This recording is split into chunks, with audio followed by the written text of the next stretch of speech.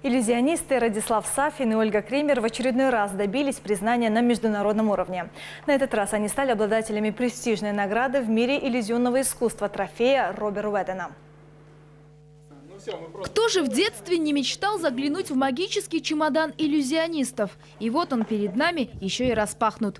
У нас, да, приходится тщательно проверять. Сейчас первый раз мы раскладываем всегда. Просто смотрим на наличие предмета, подготовку его. Перепроверять нужно все до мелких, казалось бы, незначительных деталей. Ведь именно они и являются главными держателями техники иллюзионистов. Месяцы кропотливого труда, связка фокусов, хореография, костюмы и многое другое. И вот она, награда, трофей Рубена Удена. Его называют отцом современной магии. И получить его не так-то просто. Удивить экспертное сообщество. Но вот техника исполнения покорить удалось именно кыргызстанцам. Ну и знаете, мы гордимся тем, что этот трофей попал в Кыргызстан.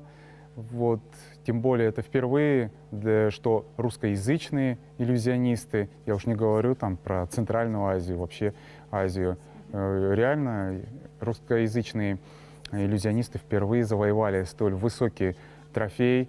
С некоторыми секретами иллюзионисты поделились с нашей съемочной группой. В некоторых приняли участие. Только они не для камеры. Не хотели портить магическую картину техническими подробностями. Реквизиты номера Silk Road весят около 55 килограммов. Только ширма и костюмы иллюзионистов порядка 50 килограммов. Выступление длится 7 минут, а подготовка к номеру занимает 50 минут. Номер поставлен под национальную музыку и сопровождается оригинальными иллюзиями с огнем, зонтами и платками. Выполнен был он в жанре Quick Change. Передать колорит Центральной Азии удалось не только в названии номера Silk Road, но и в 10 костюмах, на пошив которых ушло 10 месяцев. Чтобы угадать цветовую гамму, изучить узоры, а это целая наука, ведь каждый узор имеет свое значение.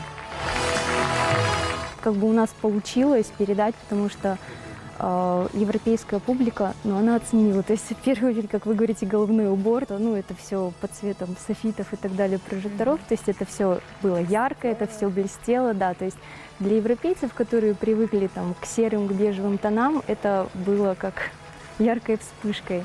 На сегодня у Радислава и Ольги целых 4 номера, 2 из них презентованы на международном уровне. Правда, такие награждения не подкрепляются финансами, но это не самое главное, ведь признание могут заслужить только лучшие, а это бесценно. Ширина Санакунова, Нуркамиль Асанов, Общественный, Первый канал.